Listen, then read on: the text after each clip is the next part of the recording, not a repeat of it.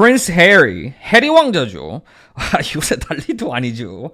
책 내놓고 욕도 많이 먹고 팬도 많이 넣어놨습니다. 사실 책 나온 지 한 2주쯤 되는데 아직도 아마존 차트 1위입니다. 이게 영국인데 발간 첫 주 40만 권 팔았습니다. 역사상 5위예요. 이렇게 많이 판 게. 1등부터 4등까지는 다 해리포터였죠. 이거는 뭐 범접할 수 없는 넘사벽이고, 이제 해리포터 제외하고 나면은 진짜 준수한 기록 정신이에요. 사실 뭐 이렇게 봤을 때 뭐 한 200만 권은 뭐 거뜬히 팔겠죠. 아무래도 해리 왕자가 이거 책 계약 맺을 때 뭐 공식적인 건 아닌데 200억 받았다고 합니다. 나쁘지 않아요. 왜 이 책이 이렇게 인기가 많냐가 중요하죠. 사실 뭔데 이렇게 논란거리가 되느냐인데 뭐 여러 가지 이유는 있죠. 근데 이제 제일 중요한 거는 해리 왕자가 영국 왕실의 치부를 드러낼 것이다, 이제 그러한 기대감이었죠. 사실 이제 제가 나중에 좀 더 깊게 다루긴 할 건데, 영국 왕실은 이미지가 생명입니다. 이미지로 먹고 사는 사람들인데, 메간 머클 씨랑 해리 왕자가 결혼하면서 일들이 좀 삐그덕삐그덕하기 시작했죠. 사실 그때부터. 이제 그래서 이게 계속 이슈가 되는 겁니다. 사실 뭐 근데 막상 까보니까 그냥 한국 아침 드라마 수준이었죠. 그래서 이제 몇 개 화제가 된 것만 제가 이제 얘기를 해볼게요. 메간 머클 씨랑 해리 왕자가 결혼할 때 반대가 꽤 있었던 거는 뭐 공공연히 알려져 있는 사실이죠. 근데 이제 윌리엄 왕자 형이 이제 멱살 잡고 결혼 이렇게 일찍 하지 말아라, 뭐 이 정도. 이거는 뭐 아침 드라마 수준도 아니죠. 사실 뭐 결혼하지 말라고 멱살 잡는 거예요. 뭐 한국은 김치 싸대기도 때리는데 이런 건 아무것도 아닙니다. 사실. 그리고 이제 해리 왕자가 어렸을 때 방황 많이 할 때 뭐 대마초 폈다, 이런 것들, 이제 이런 거는 논란거리가 약간 되죠. 영국 왕실은 엄숙하고 요런 이미지로 가는데 이제 해리 왕자가 그걸 계속 박살내려고 한다 이러죠. 사실. 그리고 이제 진짜 아침 드라마 수준 정도로 가는 건, 해리 왕자가 일전에 그 코스튬 파티할 때 스와스티카 나치 문양을 쓰고 파티에 나와서 아주 난리가 났었던 적이 있었죠. 이런 미친 짓이죠. 사실 이런 거는. 근데 책에서 말하길 윌리엄 형이랑 이제 캐서린 형수님이죠, 둘이서 종용을 했다 이거죠. 이걸 하도록. 이제 이런 거는 약간 이상하죠. 사실 이제 뭐 형이 죽으라고 하나고 죽는 건 아니지 않습니까? 뭐 그렇긴 한데, 입장을 그냥 둘 다 보자면 형이 형으로서 한다고 해도 말렸어야 되는지 안 한 대한 안타까움이죠. 이제 그런 것도는 이해는 합니다. 이제 아무도 사실은 알 수 없어요. 진짜로 야 가서 나치 문양 갖고 파티로 가라고 말을 했느냐, 이제 그런 부분들은 이제 글쎄요. 뭐 저는 그런 거는 모르고, 누가 누구 잘못이냐 이런 것들은 뭐 좀 이상하긴 하죠. 사실. 하여튼 책에 대해서 조금 더 깊게 들어가 보자면, 제목 spare 있지 않습니까? 이 단어를 선택하게 된 계기가 재밌습니다. 영어에 오래된 단어가 하나가 있는데 그게 hair and a spare이라는 단어가 있어요. 그러니까 hair는 후계자죠. 대부분은 장자이긴 한데 이제 장자라기보다는 이제 후계자로 생각하는 게 맞습니다. 사실. spare는 여분이죠. 아시겠지만 동생입니다. 대부분의 경우에는 장자가 이제 다 상속을 받으니까 여분으로 남아있는 사람이라는 거예요. 사실 이제 hair spare, 이게 운율이 맞지 않습니까? hair and spare. 이제 이게 깊게 들어가면 더 재밌어지는 게, 이 hair and spare는 영국 왕실 내부에서는 금기 단어예요. 사실 제3자나 외부에 있는 사람들은 이 단어를 쓰는데, 왜냐하면은 spare이라는 단어가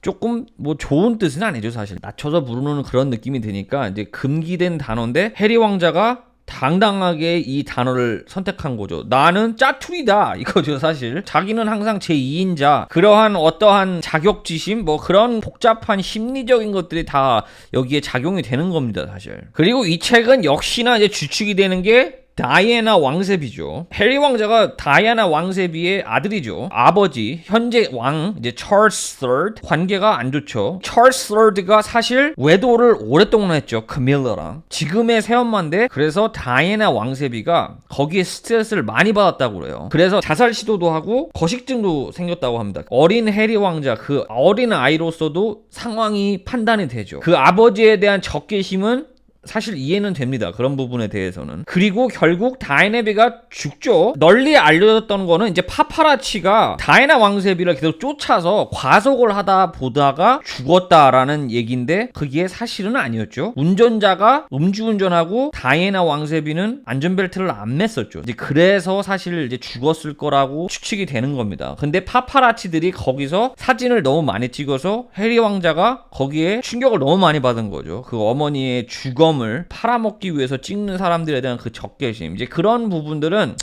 솔직히 뭐 없잖아. 이해는 돼요. 이제 그런 것들에 상처를 많이 받았을 거라는 거는. 그래서 이제 방황을 해서 뭐 대마초도 피고 이래저래 싸우고 그러다가 메간 마클을 만나서 천지개벽했다 뭐 이런 거죠. 이제 메간 마클 씨랑 해리 왕자 그런 문제는 여기서 다루지 않을 겁니다. 워낙에 정치적으로 바뀌어서 괜히 말해봐야 저를 위험하게 만들 수 있다고 판단하기 때문에 그러니까 이제 영국 왕실에 대해서 이해를 해야죠. 이제 영국 왕실이 도대체 무엇이냐, 뭐길래 이렇게 많은 사람들이 여기에 관여가 되고 정치적으로 이용이 되느냐는 사실 좋은 질문입니다. 영국 왕실은 자산을 엄청 많이 갖고 있죠. 지금 산정되는 게 28조라고 그래요. 가치가. 생각하는 사람마다 다르긴 다를 텐데 제가 개인적으로 보는 거는 이제 영국 왕실은 사실 이제는 사업입니다. 아니 정치적 영향이 크긴 하죠 사실. 뭐 예를 들어서 여왕이나 왕이 뭐라고 하면은 그게 어마어마한 영향력을 여전히 발휘하죠 사실. 영국 여왕만 했어도 이제 지금은 찰스 3가 다 상속을 받은 것들인데 그때 당시만 해도 한 5천억 정도 있었을 거라고 산정이 되는 겁니다 사실. 어마어마한 돈이죠. 성을 2개 갖고 있었고 그 성도 어마어마하게 비싸고 그리고 stamp collection valued at 100 million. 우편 수집한 게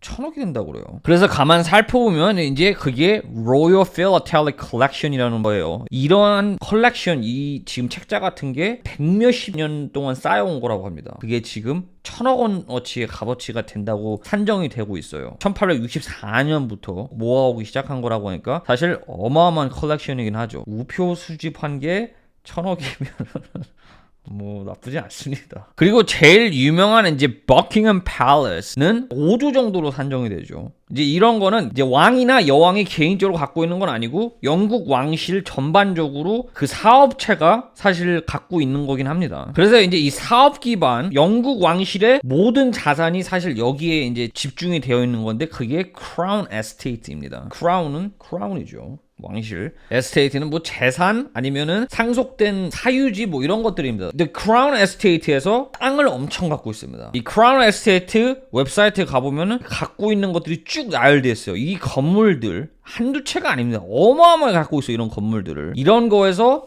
어마어마한 수익을 창출해냅니다. 본인들 펀드가 있죠. 그 자본으로 갖고 그걸로 투자를 하죠. 거기서도 어마어마한 수익을 창출한다고 해요. 그래서 2020년도만 해도 한국 돈으로 수익이 7,500억이 나오고 순수익이 4,000억이 넘습니다. 이제 아직도 커먼웰스라는 게 있습니다. 이제 이게 뭐냐면 예전에 영국 식민지였던 나라들이 아직도 이러한 모임이 있어요. 특히 캐나다, 호주, 뉴질랜드는 여전히 여기에 강력하게 연결이 되어 있습니다. 캐나다도 아직도 명목상으로는 여왕의 허가를 받고 수상 같은 게 취임이 됩니다. 그러니까 아직도 영향력이 세요. 그렇기 때문에 영국 왕실이 이미지에 어마어마하게 신경을 쓰는 겁니다. 그러기 때문에 영국 사람들이 세금을 많이 주죠 사실. 그 영향력 이런 것들이 값어치가 있다고 판단이 되기 때문에 이렇게 유지가 되고 있는 거예요 사실은. 캐나다나 이런 나라들은 아직도 명목적으로는 영국 왕이나 여왕이 수장입니다. 어이없다고 생각하는 사람들이 많아요 생각보다. 근데 맞습니다. 특히 미국과는 다르게 캐나다 같은 나라는 독립을 직접적으로 한 적이 없어요. 미국은 영국이랑 해서 싸웠죠. 전쟁이 있었죠. 근데 캐나다는 그런 건 없었습니다. 그냥 자연스럽게 떼어져 나간 건데 정확하게 법적으로 독립하고 그런 게 없었습니다. 그래서 그게 그냥 계속 유지가 돼서 아직도 명목적으로는 영국 왕실 치하에 있는 거예요. 저는 솔직히 말씀드리면 예능이니 영국 왕실이니 이런 거는 뭐 딱히 관심도 없고 잘 알지도 못합니다. 근데 이제 제가 이 영상을 만들게 된 계기는 사실 대필 작가 때문이에요. Prince Harry's Spare, 이제 이 책이죠. 해리 왕자의 Spare 책. Ghostwriter, 이게 대필 작가입니다. Has written 3 other best-selling memoirs. 3개 다른 회고록을 썼다라는 거예요. including 포함한 거죠. Shoe Dog for Nike founder Phil Knight. 필 나이트, 나이키 창업자가 쓴 슈덕이죠. 저는 깜짝 놀랐습니다 사실. Phil Knight가 본인이 직접 쓴 줄 알았어요. 이게 너무 구어체고 너무 생동감이 넘쳐서 이거는 본인이 썼어야겠다라고 믿었는데 막상 알고 보니까 해리 왕자의 스페어 쓰신 똑같으신 분이 쓰신 거였어요. 좀 사실 놀랐습니다 이 부분은. 근데 이제 이분 성함이 J.R. Moringer, 이분이 스페어 쓸 때 10억 받았다고 해요. 나쁘지 않습니다. 대필 작가로서. 근데 확실히 슈덕 보면은 10억 왜 받는지 알 것 같아요. 그래서 이제 이분이 다른 걸 쓴 거는 이제 테니스 스타죠. 안드레 아가시. 이분 거 회고록도 이분이 쓰셨습니다. 근데 이제 얘기를 들어보면 2009년도에 이걸 쓸 때 한 250시간 정도를 같이 시간을 보냈다고 그래요. 안드레 아가씨랑. 회고록도 이런 게 사실은 예술인 게 그냥 주인공이 하는 말 그냥 받아다 적으면 안 되죠. 생동감 있고 더 재밌게 전달하는 그 능력이 있어야 되는 거죠, 사실. 한국은 아무래도 대필 작가가 별로죠. 다들 숨기려고 그러고 좋지 않게 이제 대중들한테 인식이 되어 있어서. 그래서 좀 알아보니까 이제 대필 작가 협회도 있으십니다. 이분은 임재균 씨인데 이분이 한 권 쓰고 한 1,000만 원 받는다고 그래요. 그러니까 10억 받은 J.R. 모링걸 씨에 비하면은 많이 적은 편이죠, 사실. 대필 작가라는 게 창피한 게 아닌데 이제 한국도 약간 인식을 바꿔야 되지 않을까라는 생각은 좀 하긴 했습니다, 사실.